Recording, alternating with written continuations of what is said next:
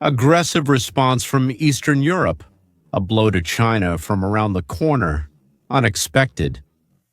Which matters more, freedom or money? So today we'll try to sort out these questions. We won't be able to answer them, but we'll help you figure them out. The division of the world into suppliers and consumers is coming back like a boomerang from China, India, and Russia. They're starting to feel what it means to offend a customer.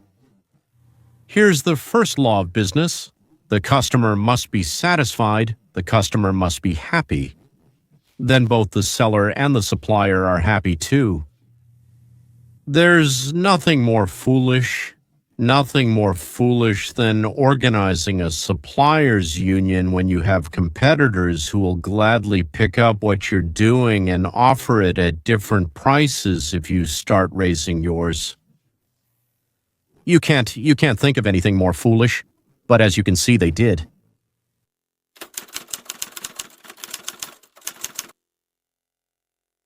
Did you hear that after the drones entered Poland, the same decided to close the border with Belarus?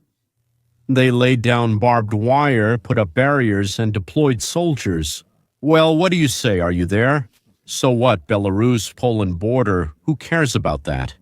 Yeah, well, if you think about it, really, it's not just nothing. Yeah, if you think about it, it's a big deal. Poland has closed the border with Belarus for an indefinite period, thereby cutting off a vital 25 billion euros a year. They stopped 23 billion a year. The transport artery between... But in Belarus, there actually isn't that much goods. There never was. And there won't be any in the near future. Where would you get it from, Trevishki? Where from? A trade route between China and the European Union? Oh? China and Europe, is that what it is? And the Europeans have just imposed tariffs on, well, let's call it, so to speak, Chinese oil. Well, and gas too, yes, coming from India and China,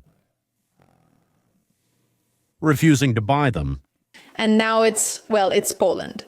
Well, gentlemen, she didn't decide this on her own. Not on her own. This is not a coincidence, of course.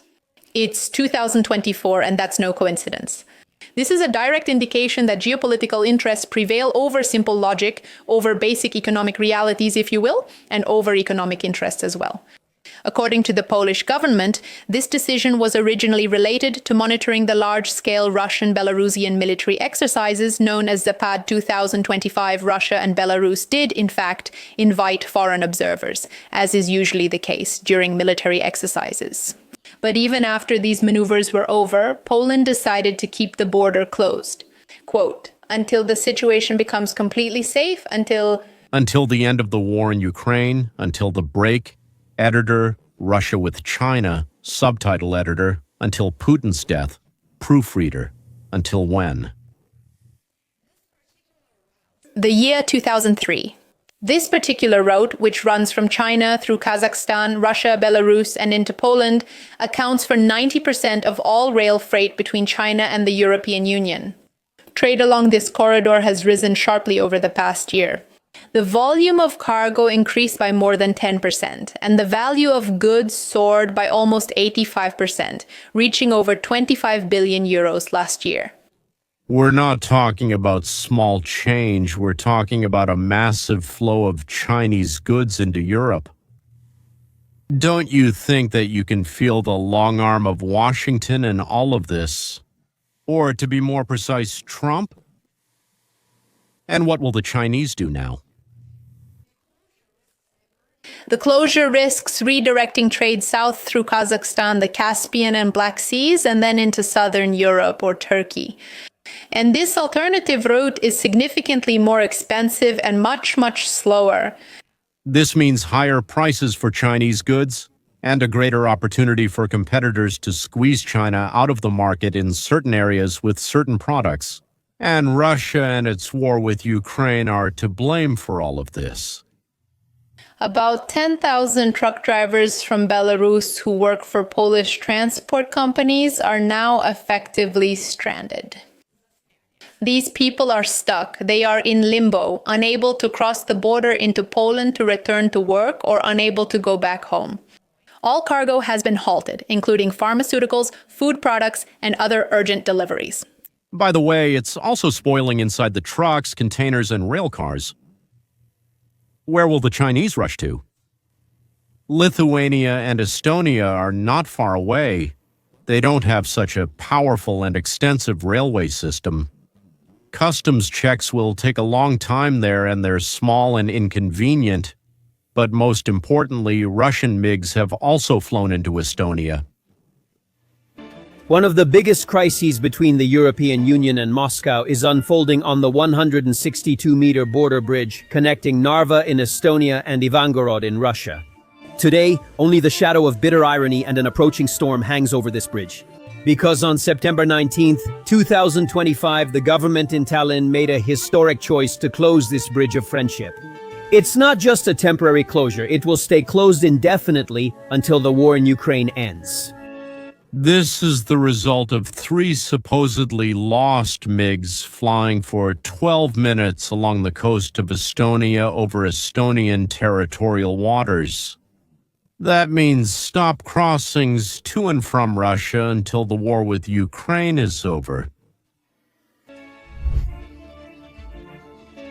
The spark that led to this decision appeared in the Baltic sky that same day. 3 Russian MiG-31 fighter jets boldly violated Alliance airspace despite all warnings from NATO and Estonian radars. This was not an accident or a deviation from the route. It was a deliberate and extremely dangerous provocation by the Kremlin. Estonia's response to this aerial pursuit took the form of a concrete and permanent wall on the ground, visible to everyone. From that moment on, the Narva Bridge became a place that would never be the same. Massive retractable steel gates and concrete anti-tank obstacles were installed at the border crossing points for vehicles, accompanied by the noise of construction equipment. Scenes at the Polish border were now repeating at the northern edge of the Baltic. But the crooked hand of imperialism reached Estonia as well, to be continued.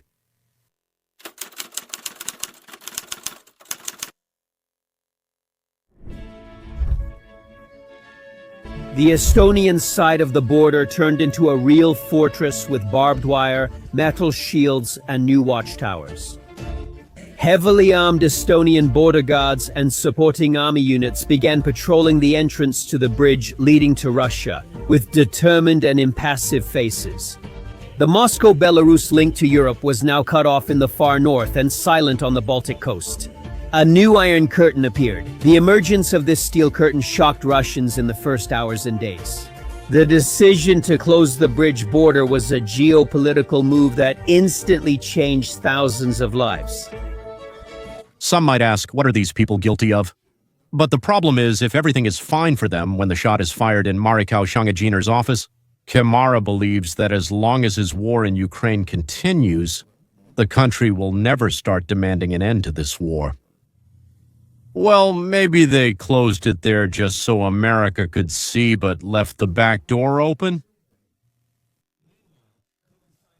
Meanwhile, at the same time as the closure in Narva, similar measures began at 2 other southern border crossings in Estonia, Koidula and Luhamaa. Retractable steel gates and concrete barriers were also installed at these checkpoints, which can be closed in a matter of seconds. In case of a crisis, the goal was to nip in the bud any attempts by Russia to destabilize Estonia by using illegal migrants as a weapon or by trying to carry out a sudden military invasion, as has already happened before on the borders of Poland and Lithuania. These physical measures are part of a much broader concept of national defense. Estonia is a small country. Its population and army cannot compare to its huge neighbor Russia. However, Estonia has learned a bitter lesson from its history. Independence is not given, it must be defended. The deep trauma caused by the Soviet occupation has forever etched the threat from Russia into the national identity. It's a threat to both existence and survival. That is why Estonia's defense doctrine is not based on winning a war, but on making it impossible for a war to even begin. Estonia has closed itself off from Russia. Poland has closed itself off from Russia. And it seems that Finland is taking similar steps. Estonia and Lithuania serve as alternative railway crossings for Chinese goods. When too many trains go through Poland, they are redirected, well, let's say, to the Baltics for delivery to Northern Europe. Lithuania still allows Chinese goods to enter for transit to Europe, but transit to Kaliningrad has almost stopped. Well, except for medicine, I think, and food, if I'm not mistaken. Estonia is now deciding how to act in this situation, but even if they decide to continue, they'll only be able to provide a small percentage of what China lost in Poland. A few hours after the closure of the Narva Bridge, messages of support and solidarity started coming in from Latvia and Lithuania. However, this support was not limited to diplomatic rhetoric. Latvia immediately raised security at its Grebneva and Etera Araba border crossings with Russia to the highest level. Meanwhile, more gendarmerie and army units were sent to the border. The Latvian government also announced its decision to speed up the installation of physical barriers that could close border crossings within seconds in the event of a crisis. Similar to Estonia's approach, Lithuania, which is perhaps the most geographically vulnerable of the three Baltic states, has taken an even tougher stance. It hosts the Suwalki corridor, which is vital for NATO. And squeezed like a knife between Russia's Kaliningrad exclave and Belarus, Lithuania saw Estonia's actions not as a warning, but as a call to action. Vilnius quickly boosted staff at major border crossings with Belarus, including Maidaninka and Lavariškis, and chose to hold joint military exercises with Poland, more often in the Suwalki corridor. These simultaneous actions created a real Baltic wall. Russia was no longer facing weak and isolated countries individually. Instead, it faced a united front stretching from Estonia to the southern border of Lithuania, coordinated both militarily and politically. Problems with the Baltics and Poland are relatively minor for China, but when a drop falls on your head over and over, even a drop can wear down a stone. And China will be watching this closely because Trump's trade war is hurting China's economy. The economy is slowing down. The signs are everywhere. Factory output is decreasing, spending is weak, the labor market is unstable, unemployment is rising, and wages are not increasing. In August, unemployment in China reached 5.3%, which is a 6-month high. Youth unemployment is nearly 19%, a new record high, showing the trade war's impact. China's exports to the United States fell 33% in August. The United States is China's biggest market. In 2024, China exported goods worth more than $500 billion, $500 billion in a year. A 33% drop in just 1 month is a major setback. Now, if you look at the big picture, China's economy is facing two problems. One is external, the other is internal. The first problem, of course, is Trump's trade war. The impact of tariffs is showing. Chinese exporters are losing their position in the United States market, which is their largest market. The second problem is the internal slowdown in China. There is a deep crisis in the real estate sector. Consumer spending has decreased, investor confidence is low, and the labor market looks uncertain. Chinese people are saving more and spending less, which is stifling demand and causing a more serious problem. China's slowdown is more concerning than the drop in consumption.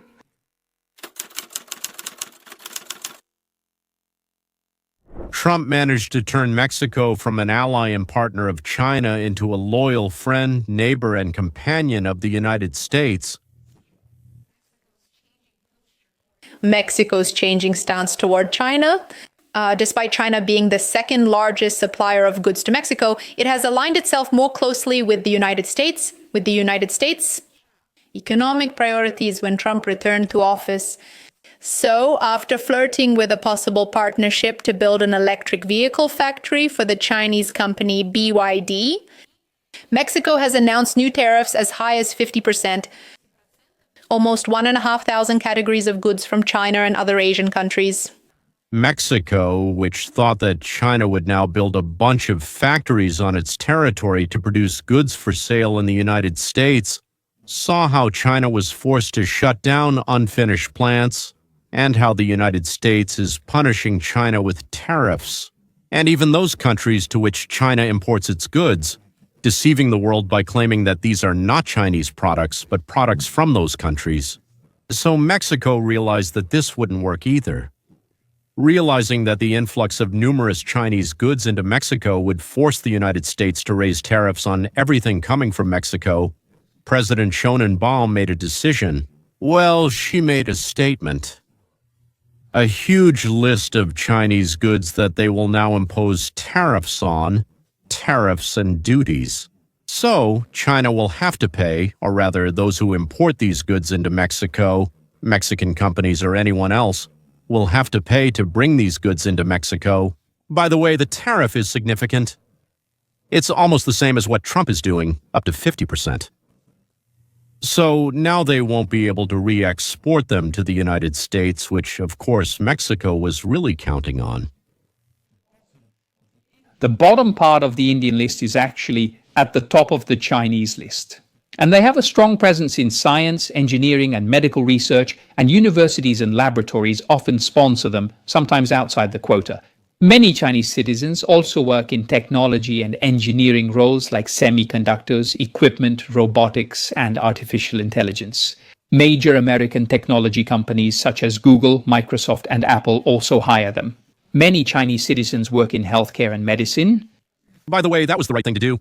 From my point of view, the biggest market for Mexico is the United States, and losing it because of foolish ideas to make money with the Chinese became, well, after Trump came to power, obviously dangerous.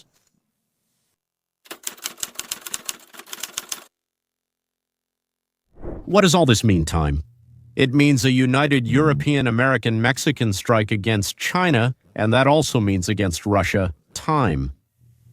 If, because of supporting the war in Ukraine, China's economy starts to collapse, their support for Russia will gradually stop. Everyone, including the Chinese and Russians, understands this.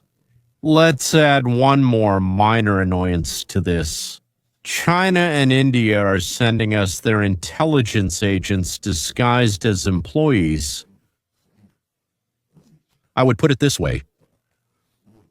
In addition, American companies are bringing in a huge number of specialists from cheaper countries, mainly India, but also China and a few other countries, in order to pay less. Because when they hire our people, they have to pay more. That's the idea, to pay less. And they use a visa that was previously used to find unique specialists abroad.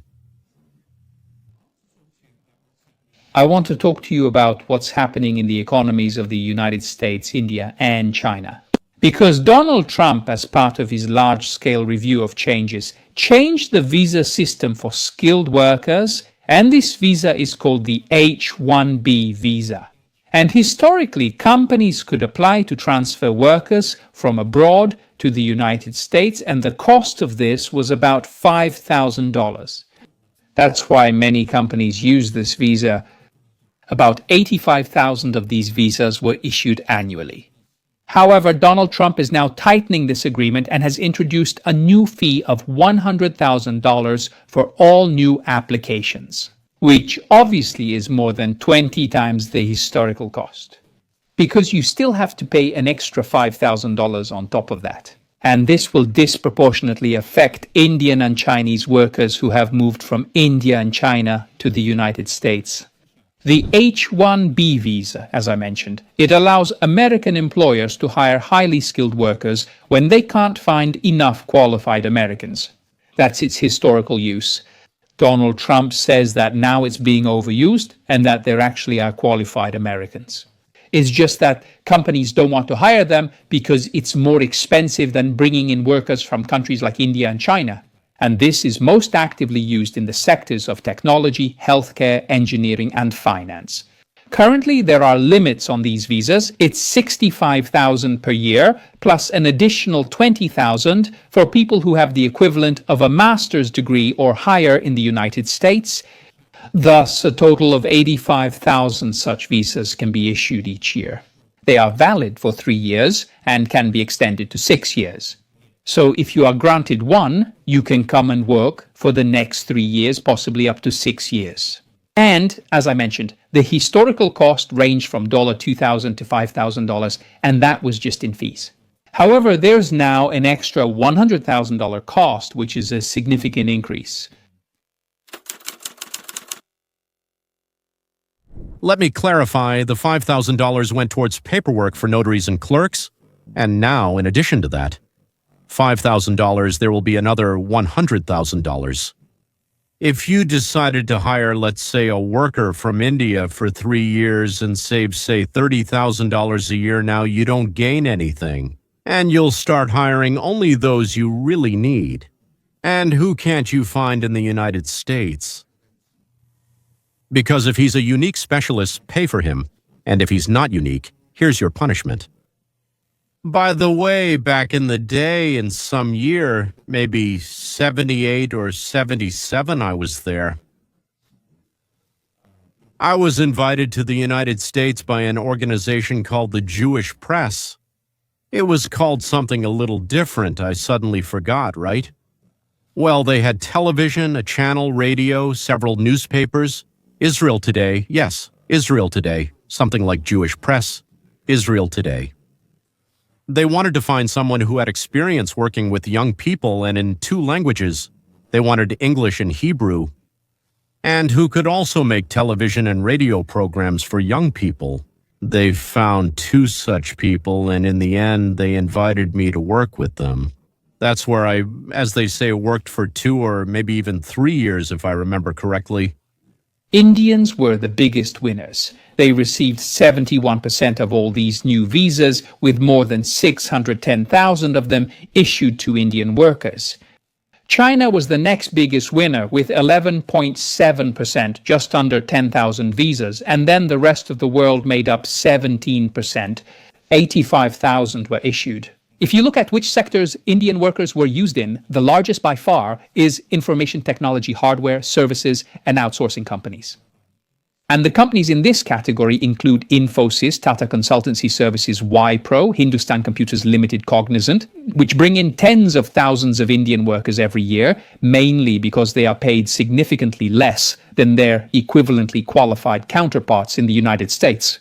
The third largest user was Cognizant Technology Solutions, which is headquartered in the United States, but staffed with Indian personnel providing information technology services and consulting. The reason it is staffed with Indian personnel is that it is significantly cheaper than hiring a lot of American employees. Google ranks 4th, followed by Tata Consultancy Services, the largest information technology services company in India. Operations in the United States rely on thousands of such visas for outsourcing contracts. Meta is the 6th largest user. Meta is the owner of Facebook, Instagram, and WhatsApp. Microsoft ranks 7th, followed by Apple Hindustan Computers Limited, America, which is the American division of an Indian information technology company, and International Business Machines ranks 10th. But I think the recurring theme we see with all these different companies is that the reason they use these visas is, first of all, the lack of skills. But secondly, and probably most importantly, is the significant cost difference between hiring people from India and China compared to hiring people in the United States. And that's exactly why they do it. It's all because it was cheaper. So they bring in an Indian or Chinese specialist, and our American ends up on unemployment benefits, and we pay him because someone brought in a cheap Chinese worker. Well, I wanted to publish this video because over the past few months, we've seen a lot of different initiatives introduced by Donald Trump that have harmed both China and India. And just recently, I made a video where I talked about the fact that now there's a 50% tariff on all Indian imported goods in the United States because India continues to buy Russian oil. Donald Trump said that until you stop these purchases, an additional penalty tax of 25% will be imposed. And what we talked about in today's video is that now this is aimed at workers, not just companies in India and China. Now, we see that this new visa system will affect tens of thousands of workers who were moving from India and China to the United States, first, to earn money, and second, to improve their skills and increase their competitiveness. And the reason why companies pay to relocate these people from India is that they are significantly cheaper than hiring people in the United States. Average salary. There is a huge difference between them. There's also an element of skill requirement. So, some of these Indian workers actually have skills. That's why they are brought in. But Donald Trump essentially added a new $100,000 fee which basically means that only the very best workers will continue to be hired using this system. Because you're not going to bring someone who doesn't have the skills, someone you'll have to train on the spot, since that's going to cost you a lot of money up front. And of course, the reason for this is that Donald Trump wants American workers to be hired first, before bringing in people from India and China.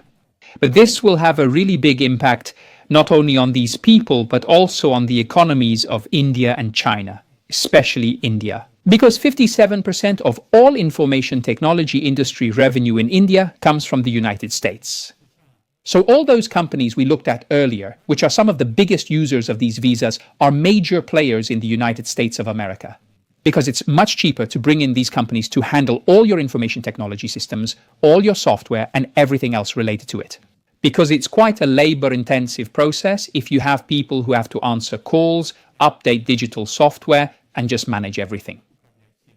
And that's why hiring people who are much cheaper obviously makes sense from a business perspective in terms of profit and loss. But Donald Trump doesn't want this to continue. He wants American workers to be hired for these positions. Trump is the United States president. People just don't get this. People often think he's the president of the world or their country, but he's actually the president of the United States, not the world. He was elected to improve our lives here, to make life better in America, first and foremost. Well, that's exactly what he's doing, actually.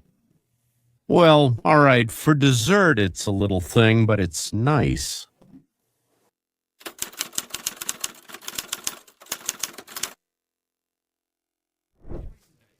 In recent days, we have seen Nicolas Maduro and Xi Jinping demonstrate their closeness and the depth of the relationship between these two countries. It's enough to see how Maduro was eager to be photographed. On the day of the Chinese victory parade, a photo that showed strength and support to the world. By rest of the world, we mean the United States. Still, China. Well, what can I say? He kept a pretty low profile. A lot of statements, a lot of speeches at international organizations, yes, but not much money. Not just in politics, but also economically. China was a kind of patron of the Bolivarian government, but for some time now it has been distancing itself. So here at Visual Economic, we asked several questions. Why were China and Venezuela such important partners? Why does Xi Jinping seem to be refusing to support Maduro right now? How does this issue affect the economies of both countries? In 2013, after his controversial victory over Enrique Capriles, the Venezuelan dictator packed his bags and immediately flew to Beijing. While many Latin American countries that were not exactly on the side of the United States doubted the legitimacy of Venezuela's new president, China decided to raise the stakes. It elevated bilateral relations to the level of a comprehensive strategic partnership and provided no less than $14 billion. The goal was to keep Maduro on the throne, and pay attention because history tends to repeat itself.